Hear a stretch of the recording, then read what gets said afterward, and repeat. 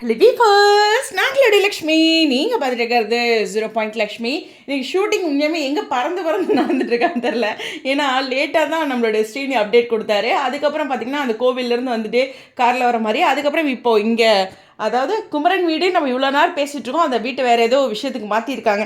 இப்போ அந்த குழப்பம் தீர்ந்துச்சு. விஜயும் இன்றைக்கி அதே இடத்துல ஷூட்டிங் பண்ணியிருக்காங்க, காவிரியும் ஷூட் பண்ணியிருக்காங்க. ரொம்ப முக்கியமான விஷயம். இதெல்லாம் கடந்து லைவ் வேறு போச்சு. அப்போது அங்கே டெய்லரிங் யூனிட்டும் போயிருக்காங்க. ஸோ இது ஓவராலாக நமக்கு ஒரு குழப்பம் தீர்ந்தது. என்னென்னா இந்த குமரனுடைய வீடை மறுபடியும் பயன்படுத்தியிருக்காங்க, வேறு ஏதோ ஒரு காரணத்தை சொல்லி அப்படிங்கிற ஒரு விஷயம். இது சென்னைக்குள்ளேயே இருக்கிற மாதிரி இப்போ கொண்டு வந்துட்டாங்க. நான் தான் சொன்னேன்ல, அது மாதிரி கொண்டு வரதுக்கு சான்சஸ் இருக்குது. அவங்களுக்கு தெரிஞ்ச ஃபேவரான வீடு அப்படிங்கிற ஒரு விஷயத்தை பயன்படுத்தியிருக்காங்க. தேங்க்ஸ் ஸ்ரீனிக்கு இதை ஒரு தெளிவுபடுத்தினது.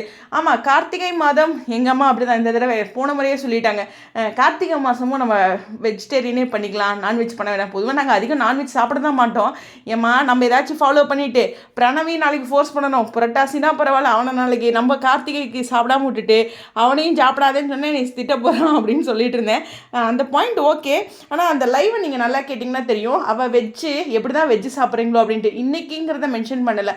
அதனால தான் நான் சும்மா ஃபன்னாக மென்ஷன் பண்ணேன். ஜஸ்ட்டு விளையாட்டுக்கு அதில் ஒரு மீனிங் இருந்தால் எடுத்துக்கலாம், இல்லைன்னா விட்டுருங்க, லீவ் இட், அவ்வளோதான். ஓகேவா? ரொம்பலாம் டீப்பாக போக வேண்டாம். எந்த ஒரு விஷயமும் ஒரு நாளைக்கு நமக்கு புரியும், கரெக்டாக? ஸோ அது நாளைக்கே அவங்க நான்வெஜ் சாப்பிட்றேன் அப்படின்னா நமக்கு பல்ப் ஆகிட போகுது, சரியா? அதனால் இந்த கார்த்திகை கூட இருக்கலாம் தான். இந்த எங்கள் வீட்லேயும் எங்கள் அம்மா புதுசாக சட்டம் போட்டிருக்காங்க. இத்தனை வருஷமாக கிடையாது, இந்த 2 வருஷமாக சொல்லிகிட்டு இருக்காங்க. ஓகே, அக்செப்ட் பண்ணிப்போம் அப்படிங்கிற ஒரு விஷயம் தான். சரி, உங்களுடைய கருத்துக்கா ஸ்டேடியம். இன்றைக்கி ஒரு தெளிவான நிறைய அப்டேட்ஸ் கிடச்சிருக்குன்னு நம்புகிறேன். ஸோ இன்றைக்கும் ஸ்ரீனி அங்கே அப்டேட் கொடுத்துருக்காரு. ஃபர்ஸ்ட் பிக் வந்து இப்போ கொடுத்த ரீசன்ட் அப்டேட். செகண்ட் பிக் வந்து போன மாதம் கொடுத்த அப்டேட். அந்த லொக்கேஷனுக்கு அடிக்கடி போகிறாங்க. ஏதோ அந்த வீட்டில் ஒரு விஷயம் இருக்குது, அதை மட்டும் நம்ம கண்டுபிடிப்போம் சீக்கிரம், ஓகேவா? அன்றைக்கி தெரியும் நமக்கு ஒரு பெரிய பல்ப் இருக்குதுன்னு.